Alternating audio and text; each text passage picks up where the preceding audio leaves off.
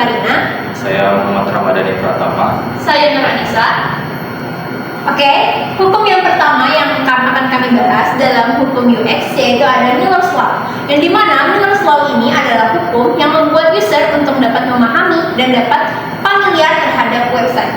Jadi di sini kami mengambil contoh website yaitu AdLink, yang dimana itu informasi disusun rapi dan terstruktur untuk kemudahan pengguna. Yang kedua itu ada jadwal perkuliahan dan tugas dikelompokkan dalam blok terpisah. Yang ketiga itu ada fitur pencarian dan filter membantu menemukan informasi relevan, yang dimana pengguna dapat mudah untuk mencari kelas tanpa perlu men-scroll sampai ke bawah. Untuk yang terakhir itu navigasi utama yang jelas mempermudah akses fitur penting. Untuk hukum UX yang kedua itu kami mengambil dengan Fitts Law, yang dimana Fitts Law adalah mengemukakan tombol untuk mempermudah user untuk menggunakan website. Di sini kami mengambil website Traveloka, yang dimana elemen interaktif utama berukuran besar dan mudah dijangkau. Untuk yang kedua itu pencarian tiket dan pemilihan kota dalam satu area, aksesnya cepat. Yang ketiga itu kotak keberangkatan dan tujuan jelas, dilengkapi ikon pesawat. Untuk yang keempat itu desain memastikan interaksi cepat, efisien, dan tanpa hambatan. Oke, untuk yang selanjutnya itu ada hukum aesthetic usability effect, yang dimana kami mengambil Figma karena dengan tampilan yang bersih, modern, dan profesional untuk kenyamanan pengguna. Dan tampilan yang manis dengan latar putih, font besar, dan elemen berwarna. Yang ketiga itu navigasinya sederhana dengan menu utama jelas dan tombol yang mencolok. Dan yang keempat itu kombinasi estetika dan kemudahan pengguna untuk pengalaman optimal. Nah, selanjutnya itu ada one stop effect. Hukum ini menjelaskan tentang objek yang dimana objek tersebut dibuat sama, tetapi salah satu dari objek tersebut dibuat berbeda agar untuk menarik perhatian pelanggan. Contohnya di sini saya mengambil Netflix, yaitu untuk berlangganan di Netflix. Di sini untuk paket spesialnya itu paket premium dibuat berbeda agar pengguna tertuju kepada paket tersebut. Selanjutnya itu ada law of proximity, yang dimana objek yang memiliki fungsi yang sama itu dikelompokkan menjadi satu, tetapi itu diberi space atau jarak untuk membuat user atau pengguna menjadi lebih nyaman menggunakannya. Contohnya di sini untuk mencari barang pada website Shopee. Jadi kalau ingin mencari barang itu bisa difilter untuk lokasi, tipe penjual, sama metode pembayarannya. Sehingga jika kita ingin mencari produk yang kita inginkan, itu dipermudah. Itu sebabnya filter itu dibuat dengan jarak atau dikelompokkan untuk mempermudah user atau pengguna.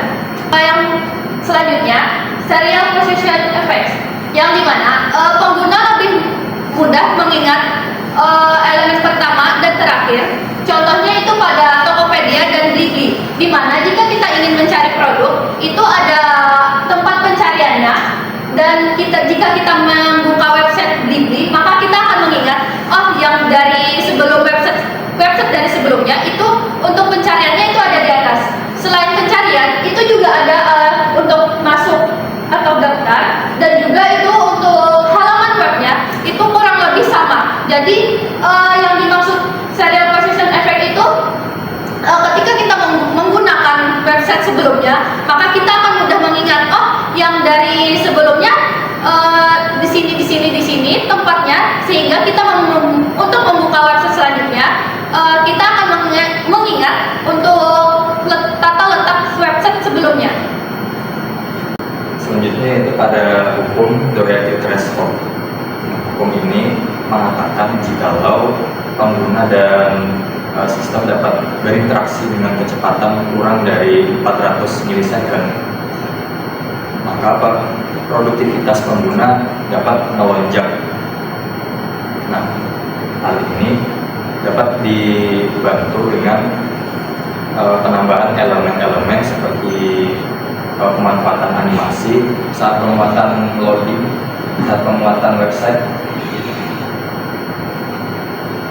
Yang pada contohnya di sini ketika pengguna mengakses website CYD Stanford, nah setiap halaman-halaman yang dimuat akan menampilkan animasi-animasi transisi, misalnya dari cloud ke archive, dari archive ke menu blocks dan sebagainya. Selanjutnya yaitu hukum goal gradient effect. Hukum ini menegaskan jika website memiliki elemen yang dapat meningkatkan produktivitas pengguna untuk dapat menyelesaikan progres. Contohnya seperti penambahan progress bar yang ada pada Duolingo seperti ini. Misalnya semakin pengguna menyelesaikan bagian-bagian khusus pembelajaran, maka akan semakin naik pula progress bar-nya yang terdapat di Duolingo ini. Selain itu, website juga dapat menambahkan semacam elemen untuk memotivasi pengguna agar lebih efisien dalam menyesuaikan progresnya. Tentunya ketika pengguna menyelesaikan bagian khusus tadi akan muncul notifikasi pesan yang seakan-akan memotivasi pengguna. Selanjutnya yaitu pada kesimpulan dari materi presentasi ini, yang pertama yaitu Miller's Law. Nah, hukum ini mengatakan bahwa penyusunan informasi yang rapi itu dapat mempermudah akses dari pengguna. Seperti yang dijelaskan seperti yang dijelaskan oleh Devi tadi, yaitu website AdLink. Selanjutnya yaitu Fitts Law. Hukum ini menjelaskan bahwa elemen-elemen yang interaktif itu harus mudah dijangkau, seperti yang ada pada website Traveloka tadi. Selanjutnya yaitu aesthetic usability effect, yaitu tampilan dari visual website itu harus menarik sehingga meningkatkan kenyamanan akses pengguna, seperti yang dicontohkan pada website Figma tadi. Nah, selanjutnya itu font restore effect. Hukum ini menjelaskan bahwa elemen yang mencolok itu harus mudah diingat. Maksudnya seperti yang pada website Netflix tadi, yang pada menu pemilihan pembayaran paket berlangganan. Selanjutnya itu law of proximity. Nah, suatu elemen-elemen tersebut dikelompokkan agar mempermudah navigasi yang dilakukan oleh pengguna, seperti yang pada website Shopee tadi. Selanjutnya itu serial position effect. Nah, efek ini menjelaskan bahwa elemen-elemen yang terdapat pada suatu website itu dibuat agar sefamiliar mungkin tata letaknya, seperti yang ada pada website Shopee dan Bilibili tadi. Selanjutnya itu iterative response, yaitu respon yang cepat dari sistem dapat meningkatkan interaksi. Nah, untuk mengatasi masalah ini, website dapat menambahkan suatu elemen agar membuat pengguna tidak begitu bosan saat menunggu pemuatan. Misalnya yang ada pada website CYD Sample tadi. Selanjutnya yaitu goal gradient effect.